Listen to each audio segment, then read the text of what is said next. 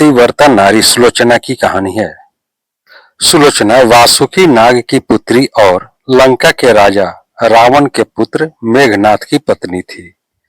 लक्ष्मण के साथ हुए एक भयंकर युद्ध में मेघनाथ का वध हुआ। उसके कटे हुए शीश को भगवान श्री राम के शिविर में लाया गया था। अपने पति की मृत्यु का समाचार पाकर सुलोचना ने अपने ससुर रावण से राम के पास जाकर पति का शीश लाने की प्रार्थना की, किंतु रावण इसके लिए तैयार नहीं हुआ। उसने सुलोचना से कहा कि वह स्वयं राम के पास जाकर मेघनाथ का शीश ले आए, क्योंकि राम पुरुषोत्तम है, इसीलिए उनके पास जाने में तुम्हें किसी भी प्रकार का भय नहीं करना चाहिए। रावण के महापराक्रमी पुत्र इंद्रजित यानी मेघनाथ का वध करने की प्रतिज्ञा लेकर लक्ष्मण जिस समय युद्ध भूमि में जाने के लिए प्रस्तुत हुए, तब राम उनसे कहते हैं, लक्ष्मण, रण में जाकर तुम अपनी वीरता और रण कौशल से रावण पुत्र मेघनाथ का वध कर दोगे, इसमें मुझे कोई संदेह नहीं है। परंतु एक बात का विशेष ध्यान रखना कि मेघनाथ का मस्तक भूमि पर किसी भी प्रकार न गिरे, क्योंकि मेघनाथ एक नारी व्रत का पालक है और उसकी पत्नी परम पतिव्रता है। ऐसी साध्वी के पति का मस्तक अगर पृथ्वी पर गिर पड़ा तो हमारी सारी सेना का ध्वंस हो जाएगा और हमें युद्ध में विजय की आशा त्याग देनी पड़ेगी। लक्ष्मण अपनी सेना लेकर चल पड़े। समर भूमि में उन्होंने वैसा ही किया।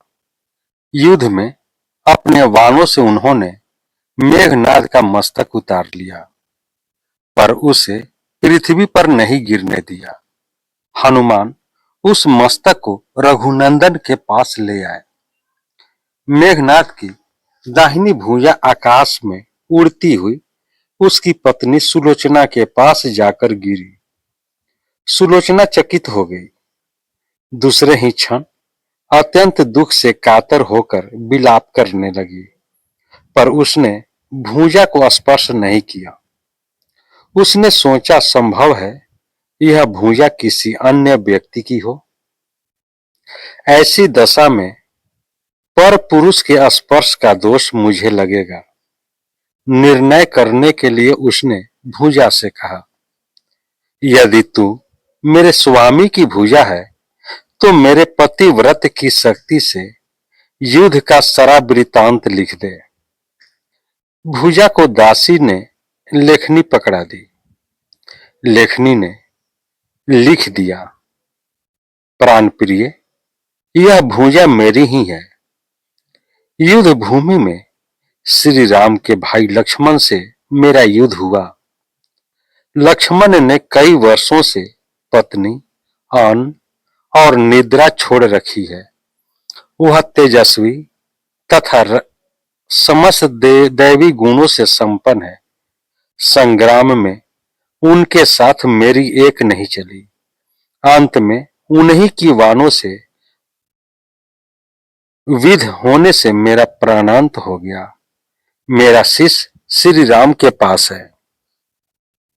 पति की भुजा लिखित पंक्तियां पढ़ते ही सुलोचना व्याकुल हो गई।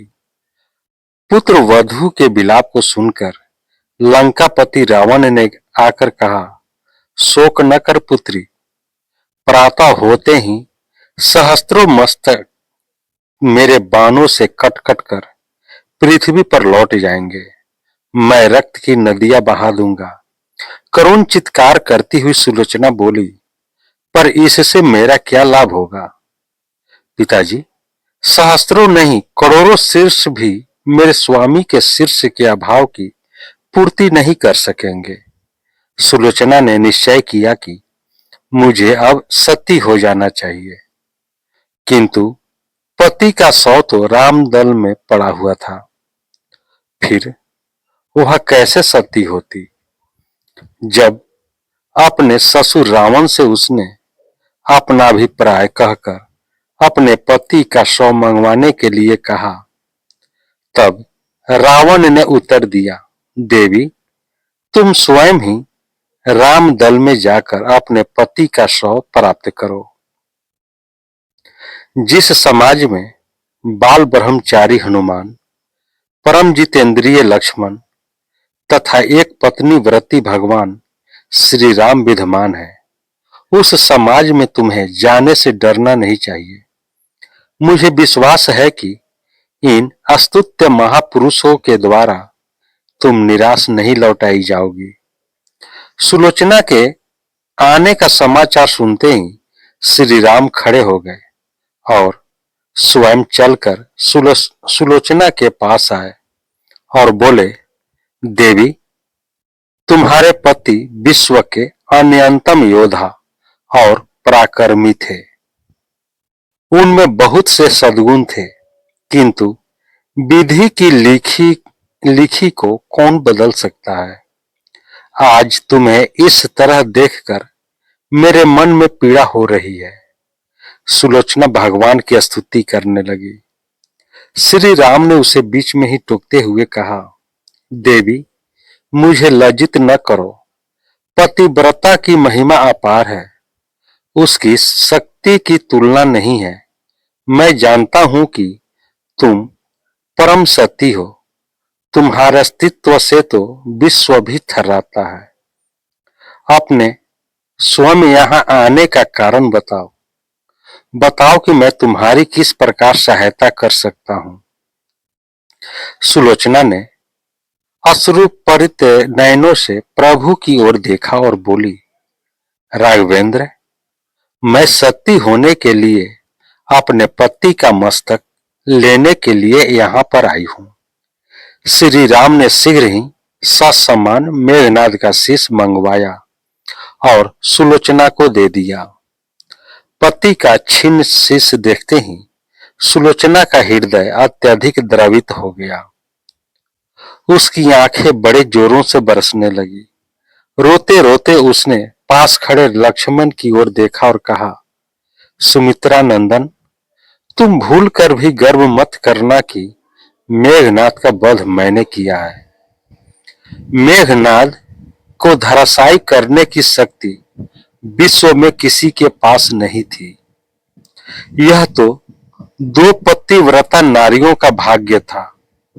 आपकी पत्नी भी पतिव्रता है और मैं भी। पति चरणों में अनुरक्ति रखने वाली उनकी अनन्य उपासिका हूं, पर मेरे पति देव पतिव्रता नारी का अपहरण करने वाले पिता का अन्न खाते थे और उन्हीं के लिए युद्ध में उतरे थे। इसी से मेरे जीवन धन परलोक सिधारे। सभी योद्धा सुलोचना को राम शिविर में देखकर चकित थे।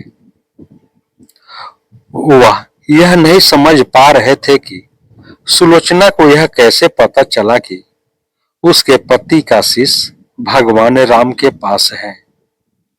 जिज्ञासा शांत करने के लिए सुग्रीव ने पूछ ही लिया कि यह बात उन्हें कैसे ज्ञात हुई कि मेघनाद का शीश श्री राम के शिविर में है। सुलोचना ने स्पष्टता से बता दिया, मेरे पति की भुजा युद्ध भूमि से उड़ती हुई मेरे पास चली गई थी। उसी ने लिखकर मुझे बता दिया। व्यंग भरे शब्दों में सुग्रीव बोल उठे, निष्प्राण भुजा यदि लिख सकती है, फिर तो यह कटा हुआ शरीर भी हंस सकता है। श्री राम ने कहा, व्यर्थ बातें मत करो मित्र। पतिव्रता की महात्म्य को तुम नहीं जानते। यदि वह चाहे तो यह कटा हुआ सिर भी हंस सकता है। श्री राम की मुख्य कृति देखकर सुलोचना उनके भाव को समझ गई। उसने कहा, यदि मैं मन, वचन और कर्म से पति को देवता मानती हूं, तो मेरे पति का यह निर्जीव मस्तक हंस उठे। सुलोचना की बात पूरी भी नहीं हुई थी कि कटा हुआ मस्तक जोरों से हंसने लगा। यह देखकर सभी दंग रह गए। सभी ने पतिव्रता सुलोचना को प्रणाम किया। सभी पतिव्रता की महिमा से परिचित हो गए।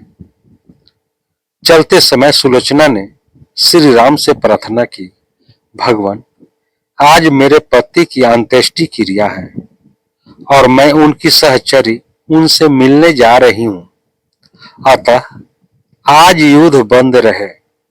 श्री राम ने सुलोचना की प्रार्थना स्वीकार कर ली।